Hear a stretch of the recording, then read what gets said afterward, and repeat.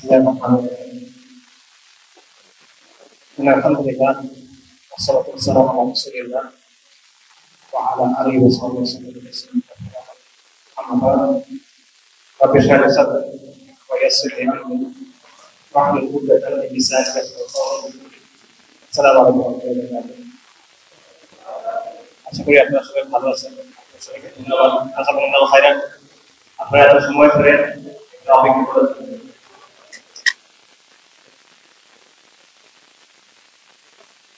একবার একজন তাবেঈর সাথে সাহাবাদের কথা হচ্ছে। একজন তাবেঈ কয়েকজন সাহাবার সাথে বসে আছেন। তাবেঈরা হলেন ইসলামের সেকেন্ড জেনারেশন। তারা রাসূলুল্লাহ সাল্লাল্লাহু আলাইহি ওয়াসাল্লামকে পাননি। এরা সাহাবাদের ছাত্র। তিনি তখন বলতেছেন, যদি নবী সাল্লাল্লাহু আলাইহি ওয়াসাল্লামের সময় আমরা দুনিয়াতে থাকতাম, তাহলে আমরা তাকে আমাদের পিঠে বহন করতাম। যদি নবী সাল্লাল্লাহু আলাইহি ওয়াসাল্লামের সময়ে আমরা দুনিয়াতে থাকতাম, আমরা তাহলে তাকে আমাদের পিঠে বহন করতাম। এর মানে হলো আমরা তাকে এত সম্মান করতাম, এত কদর করতাম যে তার পায়ে ধুলা লাগতো না, তার পায়ে একটা কাঁটা লাগতো না, তাকে মাটিতে নামতে দিতাম না। অর্থাৎ সাহাবাদের বলতেছেন যে আপনারা যতটুকু সমাধান করছেন, আপনারা যতটুকু কদর করছেন, আমরা এর চেয়ে বেশি করতাম। তিনটে শরীফে আছে, নবী সাল্লাল্লাহু আলাইহি ওয়াসাল্লাম বলছেন, যদি কেউ দুনিয়াতে চলন্ত শহীদ দেখতে চায়, সেটা হলো তালহাকে দেখে, জীবন্ত শহীদ। এবং সাহাবীরা বলছেন যে উহুদের দিন তালহা রাদিয়াল্লাহু আনহুর শরীরে 40টার মতো আঘাত ছিল। একজন বলতেছেন, বুখারী শরীফে এটা আছে যে আমি বৃদ্ধ বয়সে, তালহা রাদিয়াল্লাহু আনহু যখন বৃদ্ধ বয়স বা আরো অনেক পরে, তাকে আমি দেখছি এবং ওই হাত দেখছি যে হাত দিয়ে নবী সাল্লাল্লাহু আলাইহি ওয়াসাল্লামকে রক্ষা করছেন, ওই হাত প্যারালাইজ হয়ে গেছে, অবশ্যই। একই সময়ের ঘটনা, আবু তালহা আনসারী সাহাবী, তিনি নবী সাল্লাল্লাহু আলাইহি ওয়াসাল্লাম এসে সামনে এসে দাঁড়াইছেন ঢাল নিয়ে, আর তীর মারতেছেন মুশরিকদের দিকে। এবং ওই দিন ওনার হাতে 2টা থেকে 3টা ধনুক ভেঙে গেছে, এতগুলো তীর মারছেন। রাসূলুল্লাহ মাথা উঁচু করে দেখার চেষ্টা করতেছেন, মুশরিকরা কি করতেছে। আবু তালহা রাদিয়াল্লাহু আনহু বলতেছেন, ইয়া রাসূলুল্লাহ, আপনি মাথা নিচু করেন।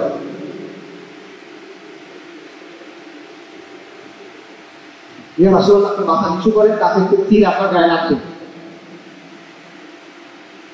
এটা আপনার গায়ে না লাগলে আমার গায়ে লাগবে। ঠিক আছে, আপনি বলুন, ইয়া রাসূলুল্লাহ,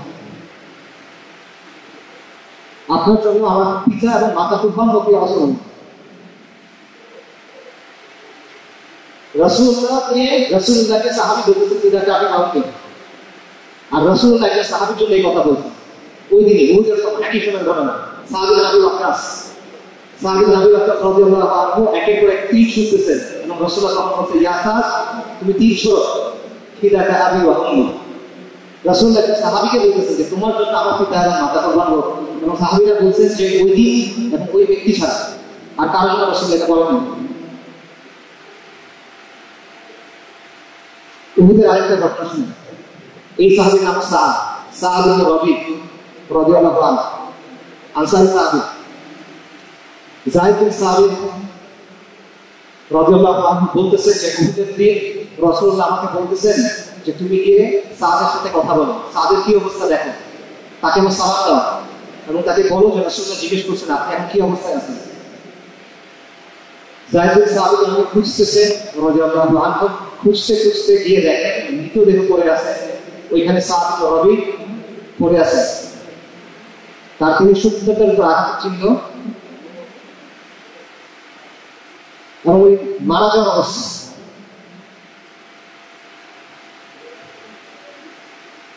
ওনাকে যায়েদ রাদিয়াল্লাহু আনহু বলতেছেন, আপনাকে নবী সাল্লাল্লাহু আলাইহি ওয়াসাল্লাম সালাম দিয়েছেন, আপনাকে জিজ্ঞেস করছেন আপনার কি অবস্থা।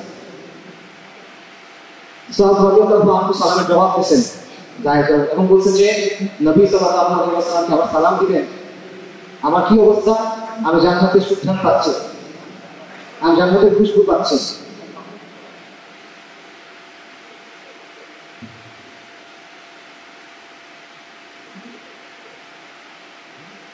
আর আমার পুত্র আনসারদেরকে বলবেন যে তোমরা বেঁচে থাকা অবস্থায় যদি রাসূলুল্লাহ কিছু হয় তোমাদের চোখে পলক ফেলার শক্তি আছে।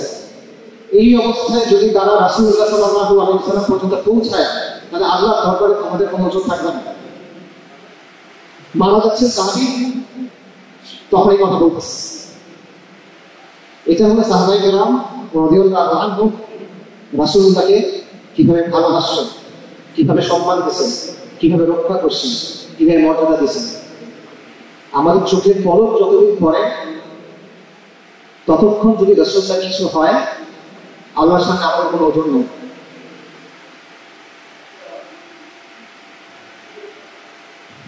আজকে কি অবস্থা? আজকে রাসূলুল্লাহ সাল্লাল্লাহু আলাইহি ওয়াসাল্লাম আমাদের সাথে নাই। ওনার দিন তো আছে, ওনার উম্মত তো আছে, কোটি কোটি উম্মত না। আজকে নবী সাল্লাল্লাহু আলাইহি ওয়াসাল্লামকে আক্রমণ করা হয়, অবমাননা করা হয়, গালি দেওয়া হয়। এখন আমি আক্রমণই বলতেছি, কারণ এগুলো কোনো একাডেমিক আলোচনা হয় না। ইসলামের শুরু থেকে কাফেরদের সাথে তর্ক বিতর্ক হয়েছে যে তোমার ধর্মের এই বিষয়টা আমরা ভুল মনে করি, আমাদের কিতাবে এটা আছে, তোমাদের কিতাবে ওটা আছে। এগুলো হলো এক ধরনের তর্ক, এগুলো এই তর্ক যেটা কাফেররা করে, এটা সমস্যা না। নবী সাল্লাল্লাহু আলাইহি ওয়াসাল্লামকে ব্যক্তি আক্রমণ করা, এটা ক্রমাগত হয়ে যাচ্ছে আজকে আমাদের সমাজে।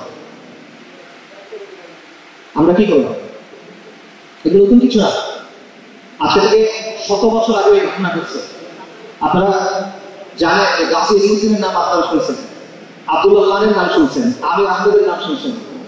রাহিমাহুল্লাহ ব্রিটিশ শাসনের সময় মুশরিক কুফার নবী সাল্লাল্লাহু আলাইহি ওয়াসাল্লামকে অবমাননা করছে, গালি দিচ্ছে, তাকে আক্রমণ করছে।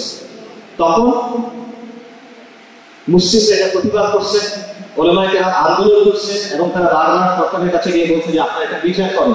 বিচার হয় না, কারণ কাফের এবং কুফরি নিজাম কখন এটা বিচার করবে না, তাদের কাছে এটা কোনো অপরাধ না, তারা এটা বিচার করবে না, বিচার তারা করে না। তখন কি হয়েছে?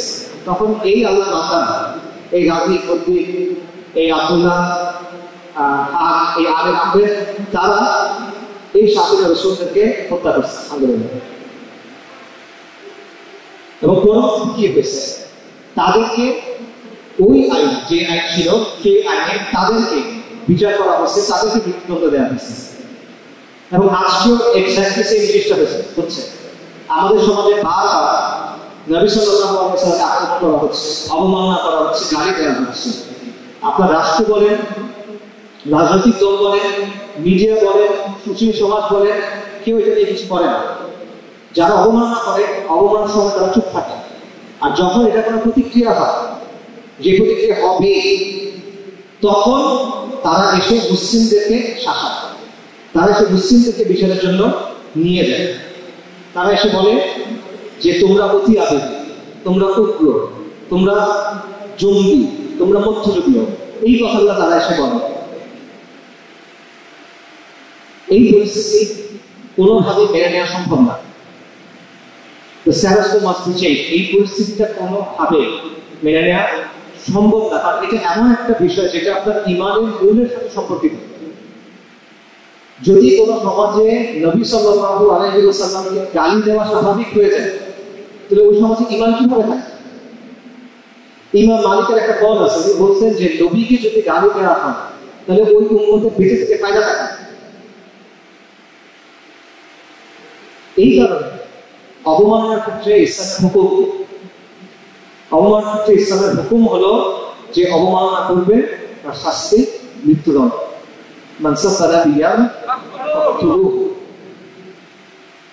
এটা অনেক অনেক বড় অপরাধ। কিরকম বড় অপরাধ? আল্লাহ ইসলামকে যদি কেউ গালি দেয়, না না, এটাও খুব বড়।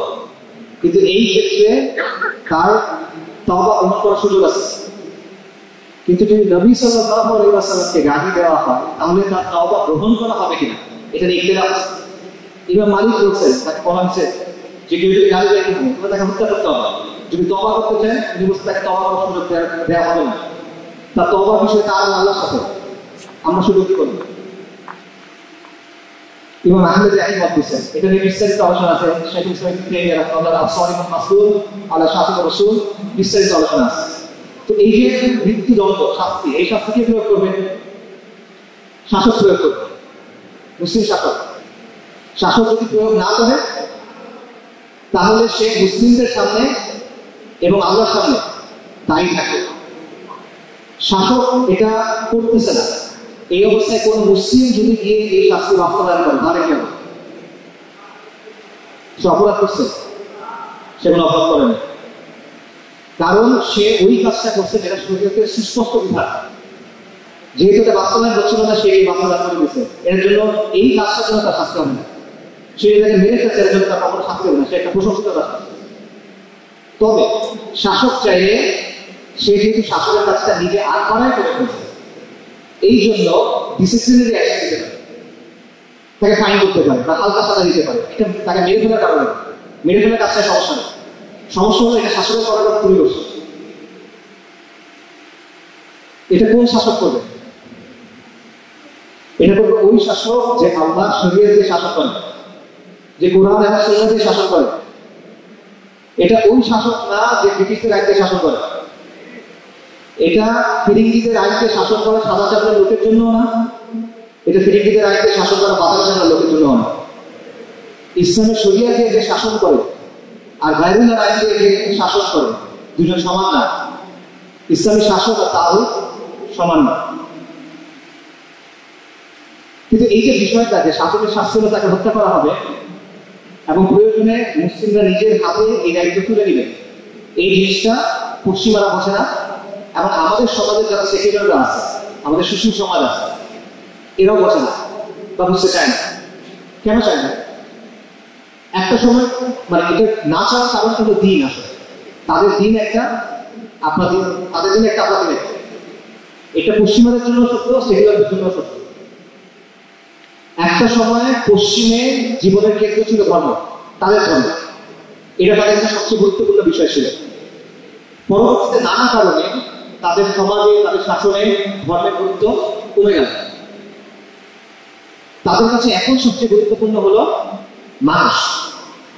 মানুষ সবকিছু কেন্দ্র, মানুষ সবচেয়ে গুরুত্বপূর্ণ, মানুষ মাপকাঠি, মানুষই মানদণ্ড, সবার উপর মানুষ তো তাহার উপর নয়। এই জন্য দেখবে পশ্চিমের রাস্তায় কেউ যদি ঈসা আলাইহিস সালাম বা মারিয়াম আলাইহিস সালাম তাদেরকে অপমান করে, তাদের ব্যাপারে গালি দেয়, নাউজুবিল্লাহ, তখন এটা কিন্তু শাস্তি হয় না, এটা কিন্তু অপরাধ। কিন্তু যদি মানুষের কোনো অংশকে গালি দেয় তখন এটা শাস্তি দিতে পারে। ঝড়ের যাদের গায়ের চামড়া কালো তাদের বিরুদ্ধে যদি বর্ণবাদী কোনো মন্তব্য করে অথবা ইহুদিদের বিরুদ্ধে যদি কোনো মন্তব্য করে, সেটা কি বলা হয়? অ্যান্টিসেমিটিজম। যদি কালো চামড়ার মানুষের বিরুদ্ধে কিছু বলা হয় তখন কি বলা হয়? এটা রেসিজম, বর্ণবাদ। যদি এই যে সমকামী বা বিভিন্ন যৌনতার লোকজন যারা আছে তাদের বিরুদ্ধে বলা হয় তখন বলে এটা হোমোফোবিয়া, মানবাধিকার বিরোধী কথা। অর্থাৎ মানুষের বিরুদ্ধে বললে সেটা যেন তারা বিচার করে হেট স্পিচ বলে, তারা এটা অপরাধ হিসেবে গণ্য করে, এটা শাস্তি হতে পারে। অল্প কয়েকদিন আগে আমেরিকান ইউনিভার্সিটির কিছু ছাত্রদের ভিসা বাতিল করে দেওয়া হয়েছে, কারণ তারা ইসরায়েলের বিরুদ্ধে কথা বলছে।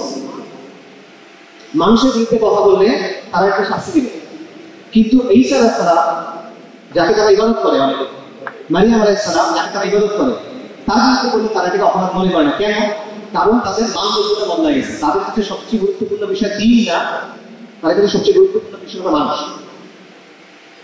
আর মুসলিমদের ক্ষেত্রে পুরো বিষয়টা উল্টা। আমাদের জন্য সবচেয়ে গুরুত্বপূর্ণ বিষয় হলো তাওহীদ এবং রিসালাত। আমাদের আত্মপরিচয় বলেন, আমাদের অস্তিত্ব বলেন, আমাদের দিন বলেন, সবকিছু কেন্দ্রে হলেন আল্লাহ এবং তার সাথে রাসূল সাল্লাল্লাহু আলাইহি ওয়াসাল্লাম। আমাকে আপনি গালি দেন, আমি এটা মেনে নিতে পারবো। আমার পরিবারকে আপনি গালি দেন, এটাও হয়তো আমি মেনে নিতে পারবো। আপনি আমাকে আক্রমণ করেন, এটা আমি মাফ করে নিতে পারবো। কিন্তু নবী সাল্লাল্লাহু আলাইহি ওয়াসাল্লামকে আক্রমণ করা হবে, এটা উম্মত কখনো মানতে পারবে না। এটা উম্মতের অস্তিত্বের সাথে এমন ভাবে জড়ায় আছে যে উম্মতের পক্ষে এটা মেনে নেওয়া সম্ভব না। পুরো দুনিয়ার মুসলিমদের রক্ত, জান, মাল, সম্মান একসাথে রাখেন, নবী সাল্লাল্লাহু আলাইহি ওয়াসাল্লামের শান মর্যাদা একসাথে রাখেন। ভারী কোনটা? এটা ভারী, সবসময় এটা ভারী, এটা কোনো তুলনা হতে পারে। কিন্তু এই বিষয়টা তারা বুঝতে চায় না। কেন মানতে চায় না? দেখেন, অপরাধ যদি গুরুতর হয় তাহলে মৃত্যুদণ্ড হতে পারে, এটা তার মানে বুঝে। কোনো অপরাধ যদি যথেষ্ট গুরুতর হয় তাহলে তার শাস্তি মৃত্যুদণ্ড হতে পারে, এটা তারা মানে কি? মানে তার যদি এক্সট্রা অর্ডিনারি সিচুয়েশন তৈরি হয়, অস্বাভাবিক একটা সিচুয়েশন তৈরি হয়েছে, এই অবস্থায় ব্যক্তি আইন নিজের হাতে তুলে নেবে, এটা তারা মানে কিনা? মানে। তার মানে মৃত্যুদণ্ড তার সমস্যা নেই, ব্যক্তি নিজের হাতে আইন নেবে, এটা তো তার সমস্যা নেই। সমস্যা করি। তার সমস্যা হলো নবী সাল্লাল্লাহু আলাইহি ওয়াসাল্লামকে যে গালি দেওয়া হচ্ছে এটাকে গুরুতর অপরাধ মনে করেন, এবং নবী সাল্লাল্লাহু আলাইহি ওয়াসাল্লামকে যে গালি দেওয়া হচ্ছে এটা যে একটা এক্সট্রাঅর্ডিনারি সিচুয়েশন, এটাকে মানে পার্থক্যটা এই যায়। মৃত্যুদণ্ডেও তার সমস্যা নেই, আইন নিতে ফেলে করেও তার সমস্যা নেই, তার সমস্যা এই যায়। এই জন্য আমি বলতেছি যে তার দিন একটা, আপনার দিন একটা। এটা পশ্চিমবঙ্গের জন্য সত্য, বাংলাদেশের সেকুলারদের জন্য সত্য। সেকুলারদের মধ্যে রাজনৈতিক দল, মিডিয়া, সাংস্কৃতিক অঙ্গন, একাডেমিয়া সবই আছে। এরা সবাই একই কথা এসে থাকে বলে, তাদের দিন আর আমাদের দিন এক না। দর্শনের একটা ক্ষেত্র আছে, এটাকে বলে অ্যাক্সিওলজি। এটার মানে হইল যে মানুষের তো মূল্যবোধ থাকে, বিশ্বাস থাকে, ভ্যালুস থাকে, নৈতিকতা থাকে, এগুলা আবার একটা র্যাঙ্কিং থাকে। আপনার কাছে সবকিছু সমান লাগে, কোনোটা সবকিছু সবচেয়ে গুরুত্বপূর্ণ, কোনোটা তার চেয়ে কম গুরুত্বপূর্ণ, কোনোটা অনেক কম গুরুত্বপূর্ণ, তাই তো? তো তাদের কাছে এটা আছে, তাদের কাছে ফ্রিডম অফ স্পিচ, মানবাধিকার ইত্যাদি ইত্যাদি এটা অনেক বেশি গুরুত্বপূর্ণ। কিন্তু মুসলিমদের জন্য এটা আলাদা। আমাদের জন্য যেটা কথা বলছে, আমাদের জন্য সবচেয়ে গুরুত্বপূর্ণ হলো তাওহীদ এবং রিসালাত। তো এই জিনিসটা তাতে আমাদের মানব দরকার নেই, দিন কি বলি আমি তাদের কিন্তু তাদের কোনো সমস্যা নেই, কিন্তু তারা মানতে চায় না, তারা এটা বুঝতে চায় না, স্বীকার করতে চায় না যে এটা আমার জন্য একটা গুরুত্বপূর্ণ। এবং এই জন্য সে চায় আমরা তাদের মতো হই, তাদের দেশে যেটা হয় আমরা যেটা মেনে নিই, আমাদের সমাজ যেন ওদের মতো করে চলে, ঠিক আছে? তারা চায় আমরা তাদের চিন্তা অনুকরণ করি। এটা হলো কলোনিয়াল একটা মেন্টালিটি, পুরো দুনিয়া তাদের মতো হতে হবে, তারা যেটা দিচ্ছে এটাই ঠিক, তারা যেভাবে করছে এটাই ঠিক, এভাবে সবাই খাবে। এবং এই জন্য তারা কি বলে যে তোমরা এত রিয়াক্ট করো, কিছু কথাই তো বলছে, তারা তোমরা ক্ষতি হয় না, এটার জন্য তোমরা এত রিয়াক্ট কেন করতেছো, এত তোমরা উদ্দেশ্য কেন হচ্ছ, তাই না? তোমরা ওই যে উগ্র, মধ্যযুগীয়, বড়, অর্থাৎ তার মতো করে আমার চিন্তা করতে হবে। তোমরা আমাদের মতো হও, দেখো না আমাদের কাছে কিছু যায় আসে না, তোমরা আমাদের মতো হয়ে যাও, তাহলে তোমরা রাজনীতি করতে পারবে। কিন্তু আমি তার মতো কেন হবো? আমার দিন চলা, আমি তো মানতে পারবো না। নবী সাল্লাল্লাহু আলাইহি ওয়াসাল্লাম আল্লাহ সুবহানাহু ওয়া তাআলার প্রশ্নগুলো আমাদের অস্তিত্বের সাথে এতটা গুরুত্বপূর্ণ যে এটা যদি নষ্ট হয়ে যায় আপনার অস্তিত্ব থাকবে না, পুরো উম্মতের কোনো অস্তিত্ব থাকবে না নবী সাল্লাল্লাহু আলাইহি ওয়াসাল্লামের ব্যাপারে যদি আক্রমণ হয়।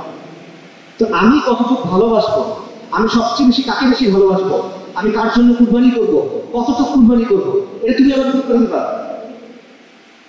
এটা আমি তোমার মতো করে করবো, তুমি বলার কি আমাকে?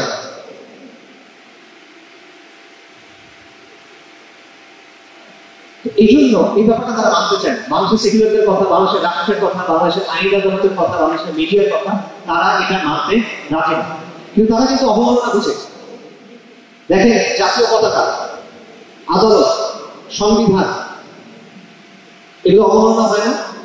জাতীয় পতাকার কিছু হুকুম আহকাম আছে, নিয়ম আছে, এরকম করে বানাইতে হবে, এটা এভাবে ধরতে হবে, এভাবে রাখতে হবে, যে কোনো ভাবে ইউজ করতে পারবেন না, আপনি অবমাননা হবে। আদালত অবমাননার জন্য বারবার দেখে মানুষকে ডেকে ডেকে দিয়ে দেয়, শাস্তি দেয়। ৭১-এর চেতনা, জুলাইয়ের চেতনা, এই চেতনায় আঘাত আসলে অবমাননা হয়, শাস্তির কথা বলে না? শহীদ মিনার, স্মৃতিসৌধ, এগুলোর হুকুম আহকাম আছে, ওখানে গিয়ে আপনি যা ইচ্ছা তাই করতে পারবেন না, কিছু ডিসিপ্লিন মেনে চলতে হবে। অর্থাৎ এই বিষয়গুলো পবিত্র, এগুলো অবমাননা হতে পারে, অবমাননা থামাইতে হবে, এটা তারা বুঝে। নবী সাল্লাল্লাহু আলাইহি ওয়াসাল্লামের ক্ষেত্রে তারা এটা বুঝে না। তো সেকুলার ব্যবস্থায় যে বিষয়টা হয়েছে সেটা হলো তারা কিছু জিনিসকে পবিত্র মনে করে, তারা আসলে ধর্মনিরপেক্ষ না, পবিত্রতাটা তারা অন্য জায়গায় নিয়ে গেছে। তাদের কাছে জাতীয় পতাকা পবিত্র, তাদের কাছে সংবিধান পবিত্র, তাদের কাছে আদালত পবিত্র। এমনি যুদ্ধে আপনারা অনেকে নাম শুনছেন, সমাজ বিজ্ঞানের জনকের একজন বলা হয়, উনি বলতেছেন যে স্বাধীনতা, জন্মভূমি, পতাকা, এই বিষয়গুলো পবিত্র হয়ে উঠছে কখন? ফরাসি বিপ্লবের পর।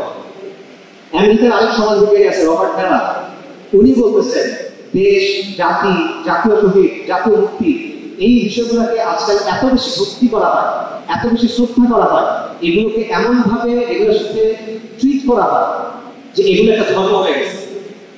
সিভিল রিলিজিয়ন বলতে, আমেরিকান সিভিল রিলিজিয়ন, নাগরিক ধর্ম, এটা উনি বলতেছে। সেকুলার একাডেমিকরা বলতেছে। অর্থাৎ পবিত্রতা তারা বুঝে, অবমাননাও তারা বুঝে, তারা থামাইতেও চায়, কিন্তু শুধুমাত্র তাদের যেটা তাদের পবিত্র, যেটা তাদের কাছে পছন্দ, সেটা তারা থামাতে চায়। নবী সাল্লাল্লাহু আলাইহি ওয়াসাল্লাম সেটা তারা চায় না। অথচ তাদের জায়গা থেকে এটা থামানোর অনেক যুক্তি আছে। যেমন তারা বলে বাক স্বাধীনতার কথা, কিন্তু বাক স্বাধীনতা কখনো নিরঙ্কুশ না, বাক স্বাধীনতার সবসময় সীমা থাকে। মনে করে একটা অন্ধকার সিনেমা হলের ভিতরে কেউ চিৎকার করলো আগুন আগুন করে, এটা কি হবে? মানুষ ভয় পেয়ে সবাই বের হওয়ার চেষ্টা করবে, তখন কি হবে? স্ট্যাম্পিং হবে, মানুষ পায়ের নিচে পিষে মারা যাবে, এরকম অনেক ঘটনা আছে। তো এখন কেউ যদি অন্ধকার সিনেমা হলের ভিতরে আগুন আগুন করে চিৎকার করে, তারপর তাকে যখন ডাকা হবে তুমি এটা কেন করলাম, সে যদি বলে বাক স্বাধীনতা, মানবে? তারা মানে না।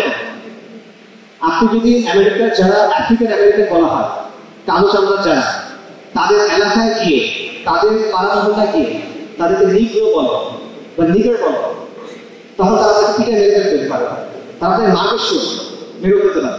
কেন? কারণ এই ডাকটা তাদের জন্য একটা গান, এটার সাথে অনেক বড় একটা ইতিহাস জড়িত।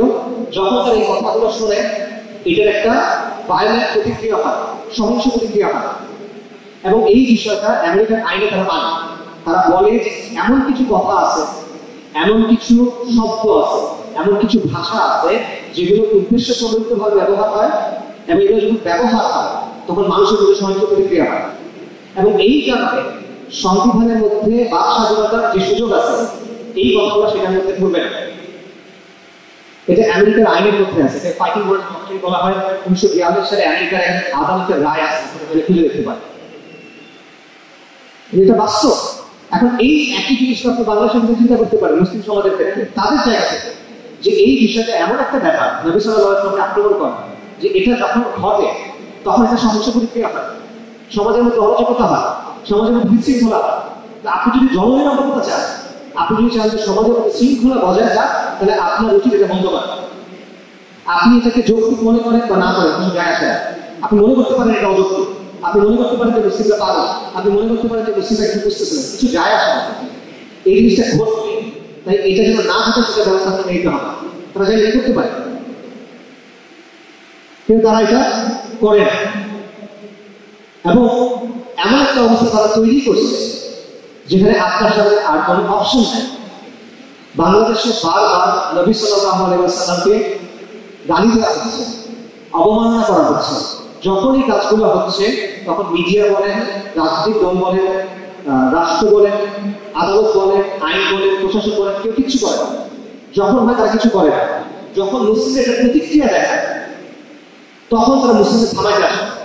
তারা মুসলিমদের এসে বলে তোমরা এটা কেন করতো, তারা মুসলিমদের এসে বলে তোমাদের মধ্যে সামাজিক ব্যস্ততা আছে, তারা মুসলিমদের এসে বলে তোমরা তোমরা উগ্রবাদ। দেখেন এই অবস্থায় একটা মুসলিম কি করবে? এই অবস্থায় একটা মুসলিমের করণীয়টা আসলে কি? একটা মুসলিম যে দিনদার মুসলিম, যে এটা কোনোভাবে মেনে নিতে পারতেছে না যে দিনের পর দিন আমার সামনে আল্লাহ এবং তার রাসূলকে গালি দেওয়া হয়, এটা মানতে পারবে না, সে করবে নাকি?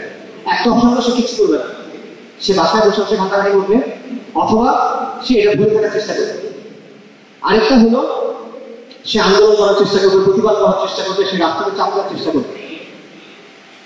আরেকটা হলো কিছু মুসলিম মনে করবে যে যেহেতু নবী সাল্লাল্লাহু আলাইহি ওয়াসাল্লামের অবমাননা সম্ভব না মেনে নেওয়া, এবং যেহেতু রাষ্ট্র কোনোদিনও কিছু করবে না, কোনো আইনও নাই, এটা থামানোর কোনো ইচ্ছাও না, তার মানে রাষ্ট্র জীবনে এটা থামাবে না। আর যেহেতু ইসলামে আমাকে বলছে এটা থামাইতে হবে এবং এটা একটা প্রশংসনীয় কাজ এবং একটা প্রয়োজনীয় কাজ, তাহলে আমি এটাকে মেনে ফেলবো। কোনো মুসলিম যদি এটা চিন্তা করে তার চিন্তা অযৌক্তিক কিনা, কোনোভাবে অযৌক্তিক চিন্তা না, তার চিন্তা 100% যৌক্তিক। এটা আবেগের কথা না, এটা যুক্তির কথা। ইকোনমিক্স একটা কথা, এটা হলো ইকোনমিক্সের ভাষা যদি বলি, পুরো জিনিসটা অবমাননা থামানোর ব্যাপারে মুসলিমদের অবস্থানটা হলো ইউনিভার্সিটি, এবং যেহেতু কোনো বিচার হয় না, তাই আপনি নিজের হাতে আইন তুলে নেওয়াটাকে ইনসেন্টিভাইজ করছেন। আমি সহজে বুঝাই দেন। একটা বিষয় হলো আমরা সবাই জানি যে কোনো জিনিসের দাম করলে এটা চাহিদা কম, তো দাম বাড়লে চাহিদা কম, কোনো জিনিসের যখন দাম বাড়ে চাহিদা কম, কিন্তু সব জিনিসের জন্য সত্য না। যেমন চা, দাম বাড়লে আপনি চা খাওয়া কমাইতে পারবেন, নুন খাওয়া কমাইতে পারবে, যা ডায়াবেটিস রোগী তার ইনসুলিন দেওয়া বন্ধ করতে পারবে। দাম যতই হোক তার এটা কিনতে হবে। এটাকে বলে ইনইলাস্টিক, মানে দাম যাই হোক এটা বদলাবে না, এটা তার লাভ নেই। তো মুসলিমদের জন্য আল্লাহ রাসূল সাল্লাল্লাহু আলাইহি ওয়াসাল্লামের অবমাননা থামাইতে হবে, এই অবস্থানটা হলো ইনইলাস্টিক। আপনি যা ইচ্ছা করেন এটা আমার থামাইতে হবে, কিছু করার নেই। আর হলো পুরস্কার দেওয়া, তারা যে এমন একটা অবস্থা তৈরি করছে যেখানে তাকে মেরে ফেলাটাই ভালো। কেন ভালো দেখেন? ধরেন আপনি সরকার অফিসে গেলেন, আপনার একটা ফাইল ক্লিয়ার করতে হবে। আপনি যদি নর্মালি যান 6 মাস লাগবে, আপনি যদি ঘুষ দেন 6 দিন লাগবে, তাহলে মানুষ কি করবে? ঘুষ দিবে, নর্মালি দিলে কিছুই হয় না, ঘুষ দিলে কাজ হয়। তার মানে ঘুষ দেওয়াটাকে আপনি লাভজনক করে দিচ্ছেন, তাই না? একই কাজ আপনি এখানে করছেন, আপনি শাসনের রসুলকে মেরে ফেলাটাকে লাভজনক করে দিচ্ছেন, কারণ আপনি কোনো বিচার করবেন না, আর আমার বিচার করতেই হবে। তাহলে কিছু মানুষ কি করবে, তারা গিয়ে তাকে হত্যা করবে। এবং এটা আবারও বলছে, এটা আবেগের কথা, এটা একেবারে ঠান্ডা শীতল যুক্তির কথা। তো রাষ্ট্র যদি চাইতো, সমাজ যদি চাইতো, তারা এটা বন্ধ করতে পারতো, কিন্তু তারা কি করে, তারা এখানে যে ইহুদিরা যে কাজটা করে, ইসরায়েল যে কাজটা করে, এই কাজটা করে। ইসরায়েল কি করে দেখে, তারা দশকের পর দশক দখলদারিত্ব চালাচ্ছে, দশকের পর দশক মুসলিমদের হত্যা করতেছে। কিন্তু মুসলিমরা যখন প্রতিবাদ করে, মুসলিমরা যখন প্রতিরোধ করে, তখন তারা বলে যে দেখে আমরা আক্রমণ করতেছি, বলছে আক্রমণ করছে তারা। এটা হলো ইহুদিদের লজিক, জায়নিস্টদের লজিক। আমাদের সমাজে, আমাদের রাষ্ট্রে, আমাদের আদালত, আমাদের মিডিয়া এক্স্যাক্টলি একই কাজটা করে। তারা রাসূলুল্লাহ সাল্লাল্লাহু আলাইহি ওয়াসাল্লামকে আক্রমণের সময় চুপ থাকে, ক্রিয়ার সময় তারা চুপ থাকে, আগ্রাসনের সময় তারা চুপ থাকে, আর যখন প্রতিরোধ করার চেষ্টা হয়, যখন প্রতিক্রিয়া হয়, তখন তারা সেটাকে বিরোধিতা করে, থামানোর চেষ্টা করে, গালাগালি করে। এবং রাজনৈতিক দলগুলা কি করে, আমাদের দেশের রাজনৈতিক দলগুলো তখন করে, যদি অন্য কোনো ধর্মের উপাস্যের ব্যাপারে কোনো কথা বলা হয়, বা ধর্মের কোনো গুরুত্বপূর্ণ ব্যক্তির ব্যাপারে কিছু বলা হয়, তারা কিন্তু এটা নিয়ে কথা বলে, তারা এটা একটা চিন্তা জানে। কিন্তু ইসলামের ব্যাপারে তারা চিন্তা জানে। আন্দোলনের সময় তারা আপনাকে বলে যে আপনারা মাইক থেকে আন্দোলনের পক্ষে প্রচারণা করেন। জুলাইয়ের সময় হয়েছে না, যখন ব্লকডাউন হচ্ছিল, যখন ইন্টারনেট বন্ধ করে দিল, যখন কার্ফিউ চলতেছিল, তারা সবাই বলছে না যে আপনারা লাইট দিয়ে কথা বলেন। যখন আন্দোলনের গতি থেমে যাচ্ছিল, তখন তারা বলছে না যে জুমাবারে আপনারা মসজিদ থেকে মিছিল বের করেন। যখন 5ই আগস্ট সবাইকে বের হইতে বলছে, তখন বলে না যে হাসবুনাল্লাহু ওয়া নি'মাল ওয়াকিল, আপনারা সবাই বের হয়ে আসেন, আল্লাহর রহমত বের হয়ে আসেন। তখন যেগুলো বলে, নির্বাচনের সময় তারা টুপি দেয় মাথায়, ধর্মকে তারা ইউজ করে। কিন্তু যখন নবী সাল্লাল্লাহু আলাইহি ওয়াসাল্লামের উপর আক্রমণের প্রশ্ন আসে, তখন তারা চুপ থাকে। শুধু চুপ থাকে না, তারা ওদের পক্ষে থাকে। এবং তারা এসে আপনাকে বলে যে তোমরা তো চেঁচাবে, তোমরা তো রিয়াক্ট করো কেন, আর এগুলো তো পাপ, এটা তো ওদের চাল, তাদের চালের মতো করতেছো কেন। দেশ অনেক মুশকিলের মধ্যে আছে, দেশ অনেক ঝামেলা চলতেছে, ভাই তোমরা এগুলো করে দেশ অস্থিতিশীল হবে, এই কথা তারা আমাকে বলে। দেশের অবস্থা ভালো না, তোমরা এসব আন্দোলন করলে অনেক কিছু হবে। দেশের অবস্থা ভালো না, তোমার কোনো আন্দোলন তো বন্ধ থাকে না। তোমার নিজেকে জেল থেকে বের করবা, সেই আন্দোলন তো তুমি করো। তুমি নির্বাচন চাও, সেই আন্দোলন তুমি করো। তুমি সংস্কার চাও, সেই আন্দোলন তুমি করো। তুমি ঘোষণাপত্র চাও, হ্যান্ডেল ভক্তচক্র অনেক কিছু চাও, সব কিছু তুমি আন্দোলন করো, সেগুলো তুমি থামাও না, তখন দেশের অবস্থা ভালো মনে থাকে না। নবী সাল্লাল্লাহু আলাইহি ওয়াসাল্লামের যখন প্রশ্ন আসে, তখন তুমি এসে আমাদের বুঝাবে দেশের অবস্থা ভালো না। দেশের অবস্থা ভালো হলে এগুলো আসলে কথাটা না, কথাটা হলো ওইগুলো তোমার কাছে গুরুত্বপূর্ণ। নির্বাচন তোমার কাছে গুরুত্বপূর্ণ, সংস্কার তোমার কাছে গুরুত্বপূর্ণ, তোমার দল তোমার কাছে গুরুত্বপূর্ণ, তোমার দলের স্বার্থ তোমার কাছে গুরুত্বপূর্ণ, আল্লাহ রাসূল সাল্লাল্লাহু আলাইহি ওয়াসাল্লাম তোমার কাছে গুরুত্বপূর্ণ না। তারা বলছে তোমরা রিয়াক্ট করো না, এগুলো চাল। আচ্ছা, আমরা এগুলো বুঝি না, তোমরা বুঝো, তোমরা অনেক বুঝতে পারো। আচ্ছা, এটা যদি চাল হয়, তাহলে তুমি চাল থামাও। কেউ গিয়ে বাঘের খাঁচার ভেতরে ঢুকে বাঘকে খোঁজা দিচ্ছে, তো বাঘ তো প্রতিক্রিয়া দেখাবে, তুমি কোনটা থামাবা? তুমি বাঘকে থামাবা না ওই লোককে থামাবা বাঘের খাঁচা ঢোকাবে? তুমি চাল বুঝতে পারছো, তুমি অনেক বিজ্ঞান, তুমি অনেক বুদ্ধিমান, তুমি অনেক ইন্টালেকচুয়াল, তুমি এটা থামাচ্ছ না কেন? তুমি ক্রিয়া থামাও না, প্রতিক্রিয়া থামাইতে আসো কেন? আর তুমি যে বলো যে আমরা কাদো পা দিচ্ছি, তোমরা কি করতেছো? শত শত বছর ধরে তোমরা দেখে দিচ্ছি, শত বছর ধরে হচ্ছে না, লিটারেলি শত বছর। গাজী ইউনিয়নের ঘটনা কখন? 1920-এর দশকের ঘটনা। শত বছর ধরে তোমরা কি করলে এত বুঝে? এত ঠান্ডা ঠান্ডা বুঝছো, এত কিছু বুঝলা, ধীরে ধীরে আগামী কি করলাম তোমরা? কোন কাজটা থামাইতে পারলাম? আমরা না হয় দুনিয়া করে চালে ওদের পাদে পা দিলাম, ঠিক আছে, বেশি থেকে বেশি কি হবে? আমি জেনে যাবো, বন্দি করবে, মেরে ফেলবে বেশি, এটাই তো। আপনি আল্লাহ সুবহানাহু ওয়া তাআলার কাছে বলতে পারবেন যে আল্লাহ রাসূলের জন্য দাঁড়াইছিলাম। তুমি যে এত কিছু বুঝলা, তুমি কার পাদে পা দিলা? তুমি যে ইবলিসের পাদে পা দিয়ে তোমার নবীর ব্যাপার চুপ থাকবে, এটা কি? আসলে সেগুলোকে খালি দোষ দিয়ে লাভ নাই। এটা আওয়ামী লীগ, বিএনপি, এনসিপি, এখানে যত দল আছে সবার একই অবস্থা। কিন্তু ইসলামের কি অবস্থা? বাংলাদেশে তুমি করে অনেক রাজনীতি করে, তারা কি করছে? এই নবী সাল্লাল্লাহু আলাইহি ওয়াসাল্লামের ইস্যু নিয়ে 2013 সালে আন্দোলন হয়েছে, শত শত মানুষ মারা গেছে ছাপা চত্বরে। কি হয়েছে তারপর? কোন একটা দল, কোন একটা বড় বড় যারা প্ল্যাটফর্ম আছে, বড় বড় যারা হাসি আছে, তারা কেউ এখানে কোনো শক্ত অবস্থা নিয়েছে কিনা? তারা আমাদেরকে কেন অনেক বড় বড় ইম্পর্টেন্ট কাজ আছে, কি কাজ? নির্বাচন জোর করতে হবে, দ্বন্দ্ব শেখানো, এগুলো অনেক গুরুত্বপূর্ণ কাজ। যেহেতু এগুলো অনেক গুরুত্বপূর্ণ কাজ, এই কাজগুলো করতে গিয়ে আপনি নবী সাল্লাল্লাহু আলাইহি ওয়াসাল্লামের বিষয়ে কথা বলতে পারতেছেন না, এবং আপনি বুঝতেছেন যে ভাই ধাপে ধাপে হবে, একদিন কি একটা সমাধান হবে। কিন্তু আপনি জীবনেও আপনি যেখানে যেতে যাচ্ছেন ওখানে পৌঁছাতে পারেন না, আর জীবনে আপনি এটা কথা বলেন সত্য বলে অবস্থা নেই। এটা কোনো একটা দলের কথা না, আমি কোনো একটা দলের কথা বলতেছি না, কোনো এক মাস্টারের কথা বলতেছি না, সবার কথা বলতেছেন।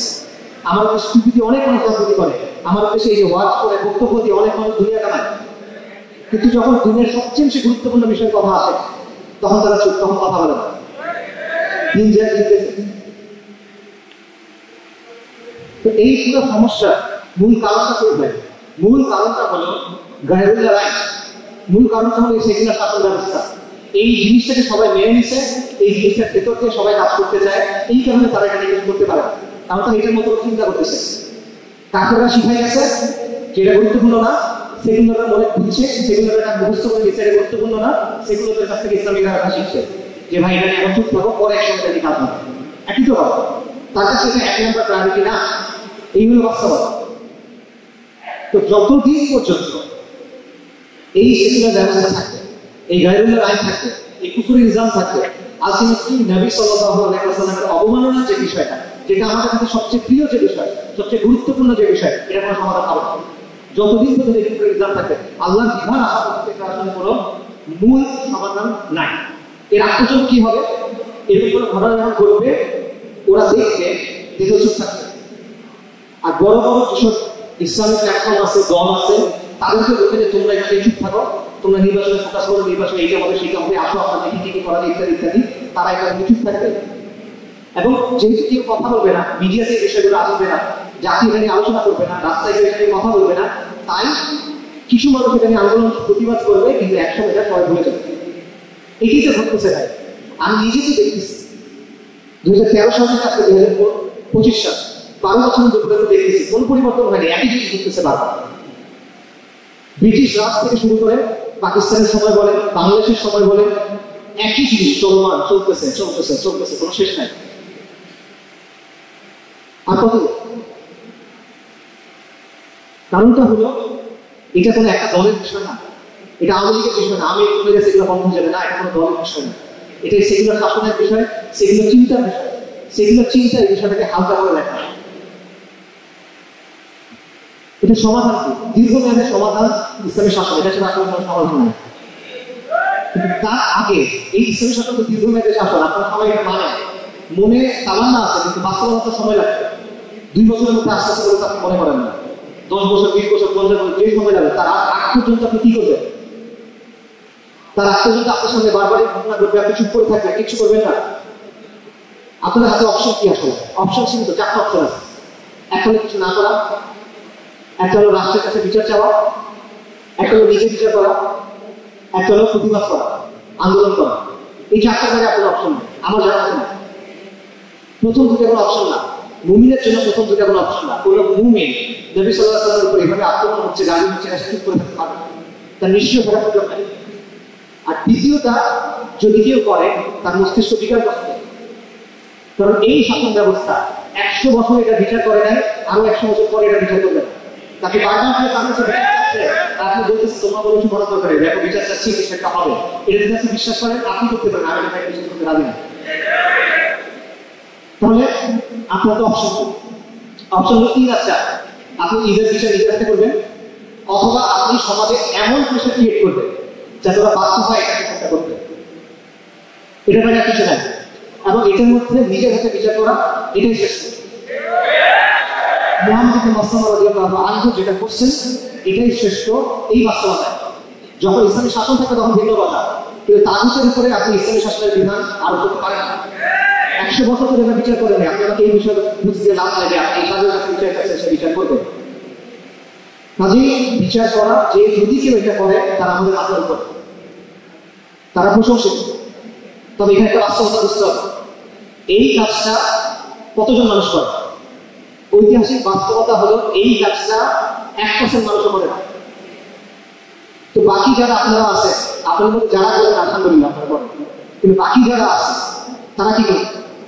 তাদের করণীয়, তাদের মধ্যে চাচা তাদের এমন ভাবে সমাজে চাপ তৈরি করতে হবে যাতে করে সে একটা সিদ্ধান্ত নিতে বাধ্য হয়। তাকে বুঝাইতে হবে যে দেখো তুমি আর আমি একটা দেশে আছি না, এটা একটা জাহাজের মতো। এখন যদি নবী সাল্লাল্লাহু আলাইহি ওয়াসাল্লামকে গালি দেওয়া হয়, এটা মনে হবে এই জাহাজে আগুন জ্বালানো না। এখন আগুন যদি জ্বলে, জাহাজ যদি পুড়ে, তাহলে আমি বলবো না তুমিও বলবা, তুমিও বলবা। এই বিষয়টা আপনাকে বোঝাতে হবে। এই ধরনের প্রেশার আপনার তার উপর ক্রিয়েট করতে হবে যাতে করে সে বাধ্য হয় যে এই ব্যাপারে আপনাকে সাহায্য করতে হবে। সে চাইবে না, তাকে আপনি বাধ্য করা হবে। এবং এটা একদিনে হবে না ভাই। এইখানে হলো সবার প্রশ্ন বললাম, সবার কথা বললাম, আমাদের নিজেদের দেশের কথা বলি। এই যে কাজটা, এই কাজটা একদিনে হয় না ভাই। আপনি যে এরকম প্রেশার ক্রিয়েট করবেন, রাষ্ট্র হলো একটা দানব, রাষ্ট্র হলো একটা দানবীয় শক্তি। এই শক্তির বিরুদ্ধে জনগণকে নিয়ে আপনি একটা শক্তি তৈরি করবেন, যেটা তৈরি করে আপনাকে চাপ দেবেন। এটাই তো করবেন, এটাই তো আন্দোলন। এই আন্দোলন আপনি বছরে 15 বার বাইরে যাবার মিছিল করে এটাতে পারবেন না। দুনিয়াতে 100 মিটার দৌড়ে ওয়ার্ল্ড চ্যাম্পিয়নকে ওয়ার্ল্ড রেকর্ড পায় উসাইন বোল্ট। আপনার কি মনে হয় সে দৌড়ের দিন এসে করেছে প্রথম, নাকি এটার আগে সে বছর বছর প্র্যাকটিস করছে? সে বছর বছর প্র্যাকটিস করছে। দুনিয়াতে সবচেয়ে ভালো যে ফুটবলাররা আছে, আপনার কি মনে হয় ওনারা খেলাধুলায় খেলতে যাবে নাকি? যুগের পর যুগ করে প্র্যাকটিস করতেছে। একটা আর্মি যখন লড়াই করে কয়দিন ধরে? একদিন, 2 দিন, 1 মাস, 2 মাস ট্রেনিং করে কয়দিন? বছরের পর বছর নাকি? তো এটা তো আছে। আপনি কোনো একটা জিনিস আগে নয় পিছনে হঠাৎ করে আপনি আসছেন, আপনি মিছিল করছেন, আন্দোলন করছেন, আপনি মনে করছেন যে আপনাকে সে দিয়ে দিতে দাবি আদায় করে যাবেন। আপনি এরকম না, এভাবে তো কোনোদিন হয় না। আপনি মনে করেন একটা জমি আছে, আপনার সুন্দর জমি আছে, আপনি বাড়ি বানাবেন। আপনি বছরে 10 বার ট্রাক ভর্তি এগিয়ে আসেন, তারপর এই ছুড়ে ছুড়ে ফেলেন সেখানে। তাহলে তখন তৈরি হবে? তৈরি হবে না। আপনি একটা ডিজাইনের উপরে তৈরি করতে হবে, ধারাবাহিকভাবে কিছু কাজ করতে হবে। আপনি জমিতে যান বছর 10 বার, গিয়ে এখানে পিলার বানান, 10 বার গিয়ে পিলারই বানান, আর কিছু করেন না। আগের কাছে করেন না, পরের কাছে করেন না, বিল্ডিং দাঁড়াবে। তো আপনি যদি একটা ওই সক্ষমতা অর্জন করতে চান যে আপনি এইরকম প্রেশার ক্রিয়েট করবেন, এরকম হলে যদি হবে না। একটা আন্দোলন শুরু থেকে নিয়ে শেষ করার জন্য অনেক কিছু করতে হয়। প্রথমে আপনার স্পষ্ট দাবি লাগে, আপনার স্পষ্ট স্ট্র্যাটেজি লাগে যে আপনি কি চান, কাকে চাপ দিবেন, কিভাবে দিবেন। কর্মসূচি লাগে, ধারাবাহিক কর্মসূচি লাগে। গত মাসে একবার করছিলাম, 3 মাস পরে আবার, এটা তো আন্দোলন না নয়। ধারাবাহিক কর্মসূচি লাগে। ধীরে ধীরে আন্দোলনের কর্মসূচির ইন্টেন্সিটি বাড়াতে হয়, এসকেলেশন বাড়াতে হয়, তীব্রতা বাড়াতে হয়, বয়ান তৈরি করতে হয় যে আমরা এই কাজটা করতেছি, এই কাজটা ঠিক, তোমাদের এই কাজে আসা উচিত। মানুষকে জনসম্পৃক্ত করতে পারে।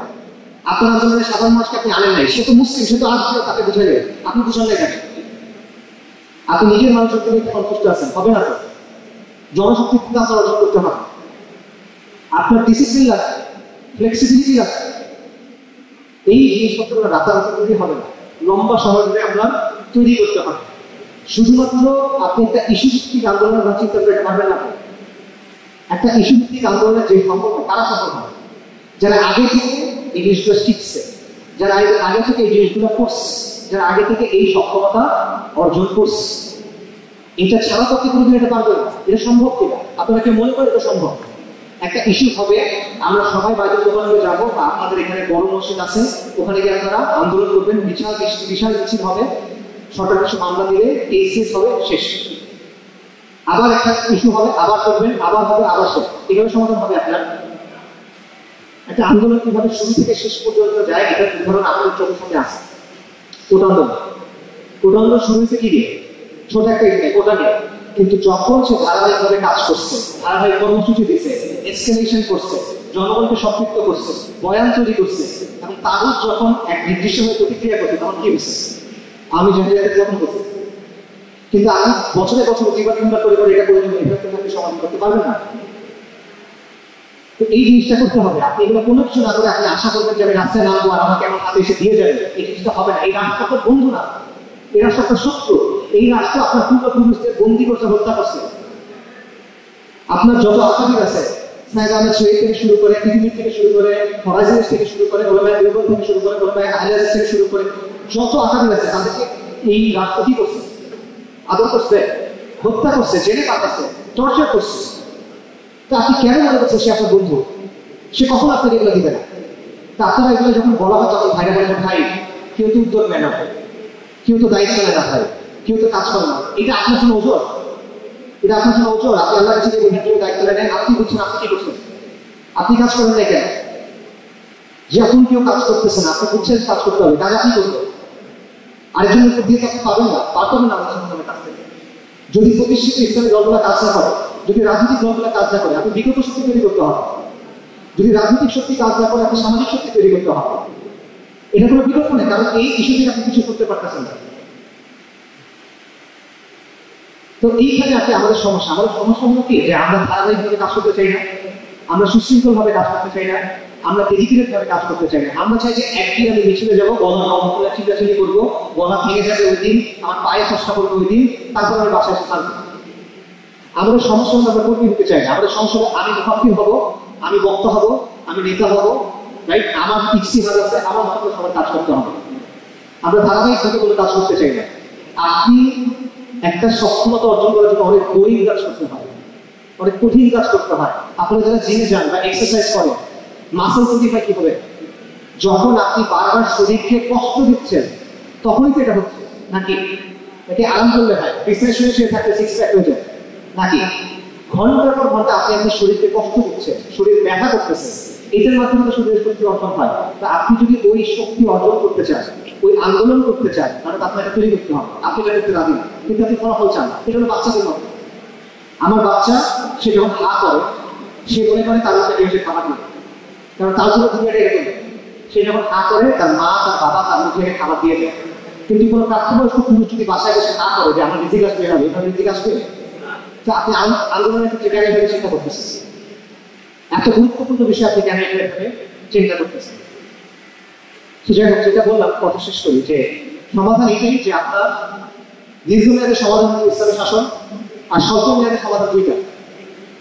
বিচার করতে হবে যদি কেউ মোহাম্মদ ইবনে মাসলামা রাদিয়াল্লাহু আনহু সুন্নাহ অনুসরণ করে, আলহামদুলিল্লাহ। আর যারা এটা করবেন না, এটা করে আপনার পার নাই, কিন্তু আপনার নিঃশ্বাস দেয়। এটা আমাদের একটা অনেক বড় সমস্যা। আমরা এই মুনাফিকিটা করি যে ঠিক আছে, যে এটা করবে তার জন্য ঠিক আছে, আপনার ওজোর কি? আপনি তো করেন না, আপনি তো কোনো কিছুই করেন না, আপনার ওজোর কি?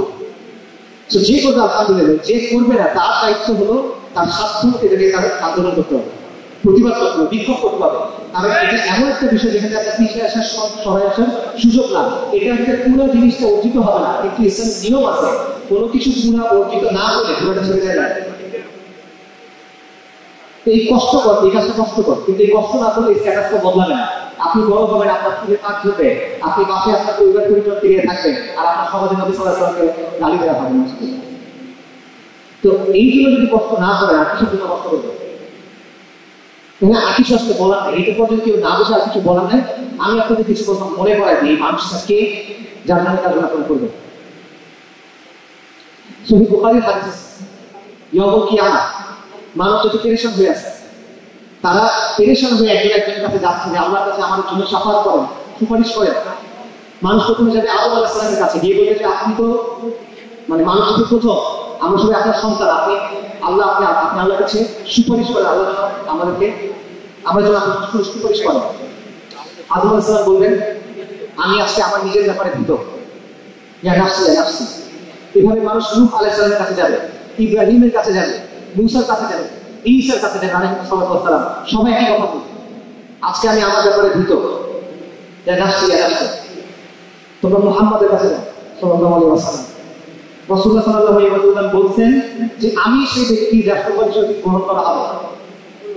মানুষ যখন রাসূলুল্লাহ সাল্লাল্লাহু আলাইহি ওয়াসাল্লামের কাছে আসবে, সে বলবে যে আপনি রাহমাতুল লিল আলামিন, আপনি আল্লাহর হাবিব, আপনি সুপারিশ করেন। রাসূলুল্লাহ সাল্লাল্লাহু আলাইহি ওয়াসাল্লাম তখন সিজদা করবেন, তিনি আল্লাহ প্রশংসা করবেন এমন ভাবে যেভাবে আগে প্রশংসা করা হয় না। তারপর তাকে বলা হবে, আল্লাহ বলবেন যে আপনি মাথা তুলেন, আপনি বলেন শোনা হবে, আপনি চান দেওয়া হবে। তখন রাসূলুল্লাহ সুপারিশ করবেন, কি সুপারিশ করবেন? উম্মতি উম্মতি। ইয়াউমুল কিয়ামাত দিন, যে কেউ সবাই নাফসি নাফসি করতেছে, ইয়া নাফসি ইয়া নাফসি করতেছে, মুহাম্মদ রাসূলুল্লাহ আপনার জন্য শুধু কথা বলবেন, সুপারিশ করবেন, উম্মতি উম্মতি বলবেন। ইবনে হিব্বানের হাদিস আছে, আয়েশা রাদিয়াল্লাহু আনহা, আয়েশা রাদিয়াল্লাহু আনহা বলতেছেন যে একদিন আমি রাসূলুল্লাহ সাল্লাল্লাহু আলাইহি ওয়াসাল্লামকে দেখলাম, উনি খুব খুশি, ওনার মনটা খুব ভালো।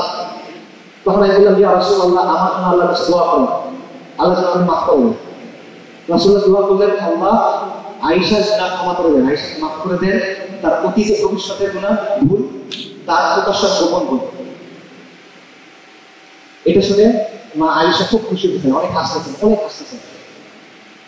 তখন রাসূলুল্লাহ বলছেন যে আয়েশা তুমি খুশি হয়েছেন? বলছেন যে আপনি এই দোয়া করছেন, খুশি কিন্তু হবে না। রাসূলুল্লাহ বলতেছেন এটা উম্মতের জন্য আমার দোয়া, প্রতি সালাতে এটা উম্মতের জন্য রাসূলুল্লাহ সাল্লাল্লাহু আলাইহি ওয়াসাল্লামের দোয়া। মুসলিম শরীফে হাদিস আছে, রাসূলুল্লাহ রাতে সালাত আদায় করতেছেন, হাত ধরে দোয়া করতেছেন, কান্না করতেছেন, উম্মতি আল্লাহ রাসূল জিবরিলকে বলছেন আলাইহিস সালাম মুহাম্মদের কাছে যাও, তাকে গিয়ে জিজ্ঞেস করো কান্না করতেছে, যদিও আল্লাহ জানেন।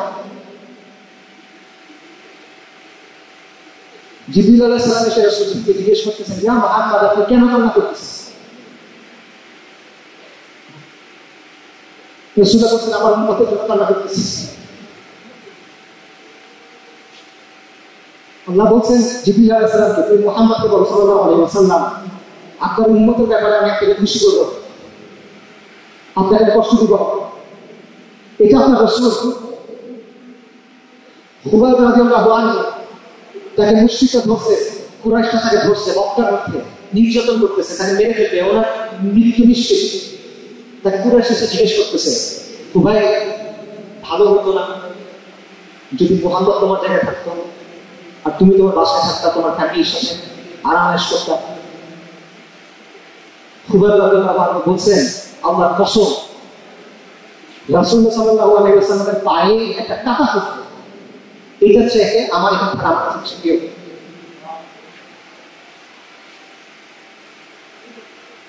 রাসূলুল্লাহ সাল্লাল্লাহু আলাইহি ওয়াসাল্লামের গায়ে একটা কাটা ফুটতো, এটা আমি চাই না। এইভাবে সাহাবায়ে কেরাম নবী সাল্লাল্লাহু আলাইহি ওয়াসাল্লামকে ভালোবাসেন, আমরা ওনার জন্য ভালোবাসা প্রতিযোগিতা করবো না? আরেকটা হাদিস শুনুন, মুসনাদ আহমদে আছে, হাদিসের বক্তব্য এটা। রাসূলুল্লাহ সাল্লাল্লাহু আলাইহি ওয়াসাল্লাম বলতেছেন যে আমার ইচ্ছা হয় আমি আমার ভাইদের সাথে সাক্ষাৎ করব। সাহাবীরা বলতেছেন আমরা আপনার ভাই না, আমরা কি একটা ভাই নেই? রাসূলুল্লাহ বলছেন তোমরা আমার সাহাবী, আমার ভাই হলো তারা যারা আপনি দেখেন।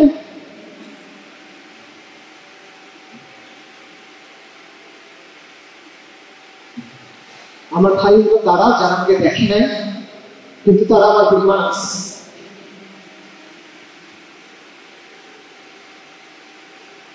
আমরা রাসূলুল্লাহ সাল্লাল্লাহু আলাইহি ওয়াসাল্লামকে দেখি নাই, আমরা নবী সাল্লাল্লাহু আলাইহি ওয়াসাল্লামের সাথে লড়াই করার সুযোগ পাই নাই, আমরা তার মুখ থেকে কোরআন শুনি নাই, আমরা তার পিছনে সালাত আদায় করতে পারি না।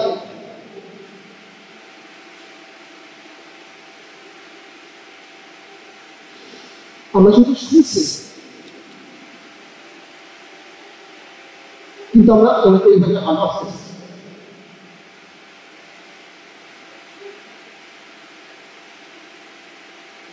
আমরা তো আসছে বুক পেতে যাচ্ছি যে কিয়ামতের দিন হাউজে কাউসারের সাথে আমরা দেখা হবে। আমরা তো আসলে বুক পেতে আছি যখন কবরে আমাকে জিজ্ঞেস করবে তোমার নবীকে, আমি বলবো মুহাম্মদ সাল্লাল্লাহু আলাইহি ওয়াসাল্লাম। আমি তো আশায় বুক পেতে বসে আছি যে জান্নাতে আমরা রাসূলুল্লাহ সাল্লাল্লাহু আলাইহি ওয়াসাল্লাম।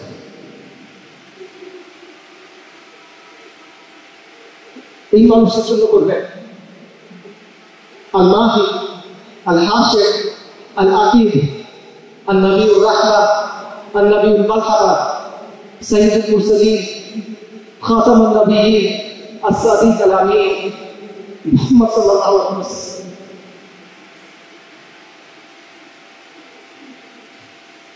আপনি তার জন্য করবেন না, এই দুনিয়ার এত কষ্ট আপনি তার জন্য করবেন না।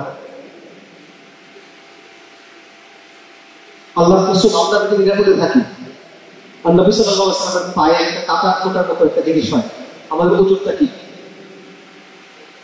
সাদ ইবনে রবি রাদিয়াল্লাহু আনহু কথাটা দিয়ে শেষ করে আল্লাহ যেন আমাদেরকে তার মতো উন্নতি দেয়। সাদ ইবনে রবি কি বলছে? মৃতদের যখন পড়ে আছেন, শরীরে 70টা বেশি আঘাতের চিহ্ন, মৃত্যু সন্নিকটে মারা যাবে। তাকে জিজ্ঞেস করা হয়েছে রাসূল আমাকে পাঠাইছেন, আপনার ব্যাপারে জিজ্ঞেস করছেন আপনার কেমন লাগতেছে? তখন বলছে রাসূলকে আমার সালাম দিবেন। আমি জান্নাতের খুশবু পাচ্ছি। আর আমার পুত্রকে বলবেন, আমার ভাইদেরকে বলবেন, আনসারদেরকে বলবেন যে তোমরা বেঁচে আসো, আর নবী সাল্লাল্লাহু আলাইহি ওয়াসাল্লামের ক্ষতি হয়েছে, তোমরা বেঁচে আসো, তোমাদের চোখের পলক পড়তেছে আর রাসূলুল্লাহর আক্রমণ হচ্ছে, এটা যদি হয় আল্লাহ হেফাজতের সাথে তোমাদের খোঁজ নেবে।